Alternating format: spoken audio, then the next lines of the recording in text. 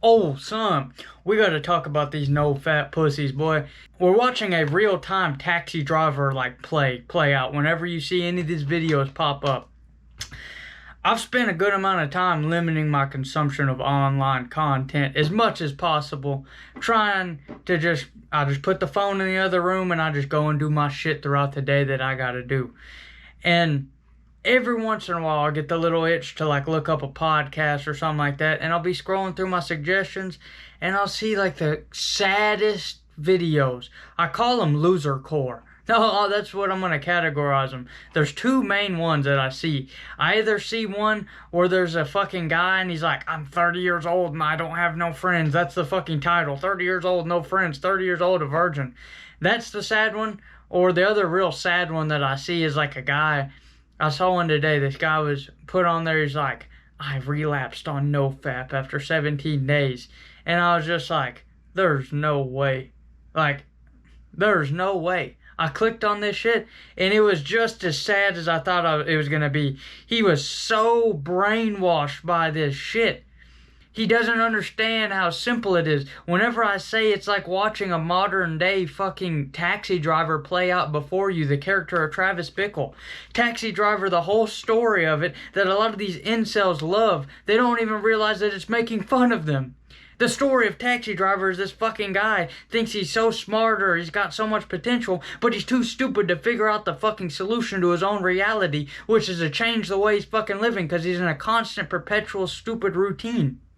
And that's what these kids do on this NoFap. I'm a kid, but I just say kid because I'm 10 times fucking wiser than them. I've already made all these realizations and I'm seeing them like 30 years old, 25-year-old NoFap motherfucker. It's like, bro, NoFap is not a thing you count. It's not an organization you join. You shouldn't even use the word NoFap. It should just be called having a life. Whenever you do so many things in the day that are meaningful and useful to other people, you don't have time to scroll Twitter and look at tits for 10 hours. You don't. If you have a passion for something that you're going after, you're not gonna have the time to sit there in the evening and be like, oh, I can't go to bed, and scroll until you fucking beat your meat. You're not gonna do that because you're gonna be so fucking tired from actually getting your shit done during the day. But these fucking NoFap spurgs don't realize this shit. This is how you solve your problem, NoFap queers. This is exactly the simplest form. Put your fucking phone down and go outside. Go outside and explore and let the curiosity in your fucking brain lead you. If you're off, take a day off from fucking work or on your day off, just go out, leave your fucking phone at home and try it. I guarantee you motherfuckers can't do it. Well, what if someone calls me? Well, motherfuckers didn't do that before. People were 200, 300 pounds overweight, all these different factors that people would criticize now, and they went outside back in the 70s. They socialized. They did all these things. Look at fucking Joey Diaz. You think these old men just have this charisma because they're old? No, it's because their society was completely different. They weren't indoctrinated by a fucking phone where they're living. These people have their entire world in a phone, and I get it. It's very addicting to be antisocial. It's very easy to slip in that. I've been there before.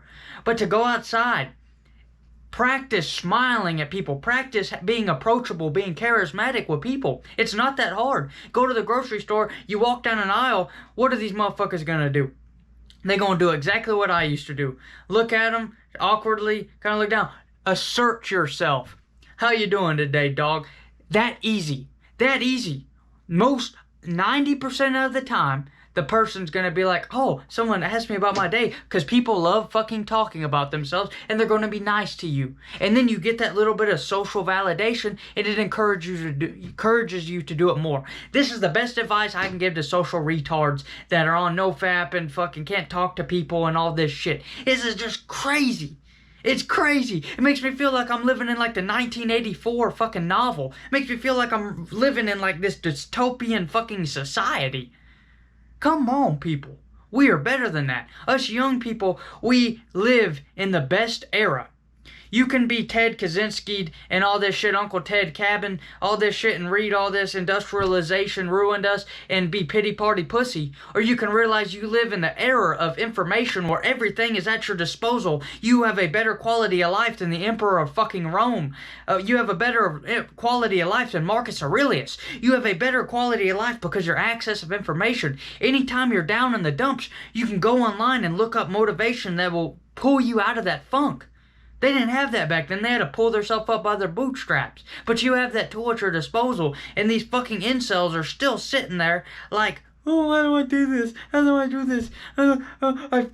17 days and I beat my meat. It's like, motherfucker, this is a sad person, bro. I pity you. I rarely have pity because I don't believe in pitying people. I believe that's a form of weakness. But it really made me pity someone for a second. Fucking cigar went out, sitting here ranting on these motherfuckers.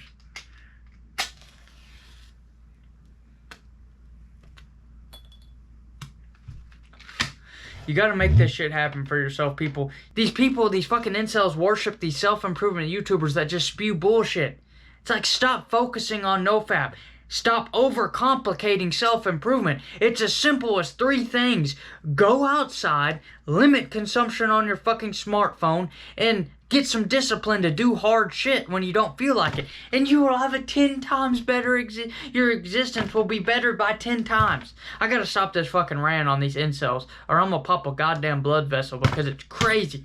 It's crazy to me because I used to be like that, and I finally made the realization and adjusted my life towards better.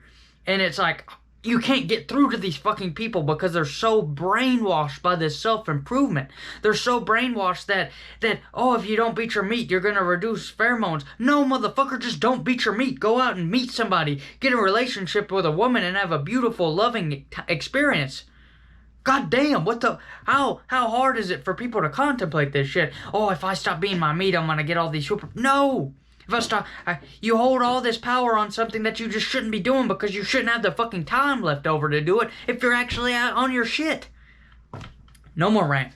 This whole video, how long have I ranted? I've ranted for 8 fucking minutes on these people because it pisses me off so bad. This video is the 10,000 hour rule. Now, I put a snippet of the rant in the beginning to entice you into my passion for certain topics. But this is going to be about the 10,000 hour rule. 10,000 hour rule is bullshit and a lie. There's lots of good to it. There's lots of merit. Like, yes, you have to do something over and over again if you want to gain a skill in it. But there is something that the 10,000 hour rule does not mention. There's not a little small text under the word 10,000 hour rule that says, hey, dog, you have to also institute deliberate practice. Let's explain. If I work out, I start lifting weights, doing overhead press and shit. I can start with a very wrong form and do that for 10,000 hours, and all I will have learned is how to fucking lift a weight up and down. The weight might not increase, my muscles might stagnate muscle growth will stagnate over time. All these different parameters will happen because I did not institute deliberate practice, which deliberate practice is all these little variables to certain skills, like guitar. Put your hand this way instead of this. Put your thumb this way on the back of the guitar instead of this way. So you have a lot more room to move around on the fretboard. You install these habits early on. They're harder. They're harder than just picking it up and fucking with it. But you'll have a better time, and it will actually make the 10,000 hour rule possible. That is one of the biggest problem with it, is all these subtle nuances and complexities and skills that the 10,000 hour rule people do not mention. They do not talk about all these different little things that you can learn from a YouTube video on the skill. Look up anything from oil painting to fucking karate, and there'll be some guy online that'll be like, alright, this will save you 10 years of rehab or redoing the skill. Because most people, when they start skills, they don't know what the fuck they're doing, and they'll have bad habits installed into their practice. And you want to mediate that, you want to avoid that. So start with deliberate practice. Search out the things to make it ideal and practice those things, which will make the process slower, take more time, be harder, but it will be worth it in the long run. And my second gripe with the 10,000 hour rule is, are you really being unique, or are you following someone else's parameters? whenever we talk about the 10,000 hour rule, we normally compare it based off someone else's assessment over said skill. We base it off of someone else's accomplishments in said skill. We see a great painter and we want to paint just like them. So you practice for 10,000 hours painting like them. Why don't you try practicing with the right approach, the right technique, and develop your own fucking style with painting? Why don't you play guitar with the right technique, but then develop your own playing style with guitar? Same with video, same with every skill. I just mentioned these skills because they're some of the ones that I practice. Like, I do woodworking and shit. There's a big barrier to entry whenever it comes to carpentry and general contracting. From stonework to tile work to sanding to painting to the fucking carpentry framing you do to roofing to all these electrical, all these things. There's a barrier to entry of things you can do right. A lot of contractors cut numerous amounts of corners. One, because they were taught to value the profit and the time you can save more than the actual product itself. Me, I would rather build a structure that will stand 100 years than someone will have to come back and replace it in 20 years because I put a gap in the board that water can get into and now the board's rotted 15 years fucking later. But some people don't take pride in their work, and some people don't have deliberate practice. They try to just learn the basics, do them over and over so they become efficient at it, and then you have shoddy work, you have crappy work. So, I kind of went off topic, but you need to be unique, and you need to do two things. You need to be installing right steps into your practice to make your practice meaningful, and you also at the same time don't need to be doing someone else's shit.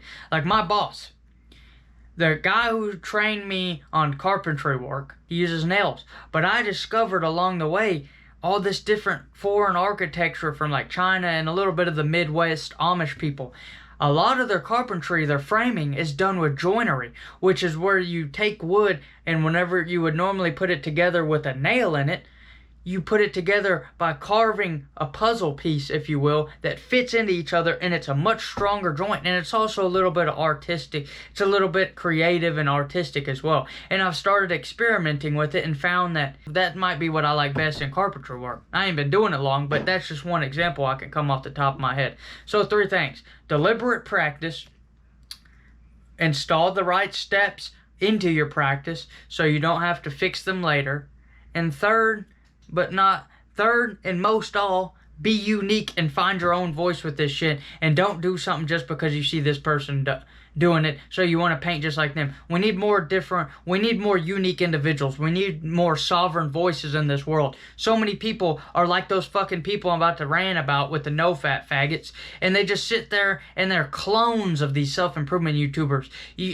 I like to believe my self-improvement channel is a little unique, and I like to say out-of-the-box things. It might just be another talking head channel with little effort into the cinematography. I try my best with some of them, but I try to believe that some of my talking points are a little bit more creative and a little bit more insightful. But a lot of those people, it's the same old shit. NoFap, meditation, journaling, all this. I like to bring a little bit of my point of view into it, make it unique for myself. I'm not gonna go on and on and on about this here. Chase paper, enjoy nature, old son. Have a great day.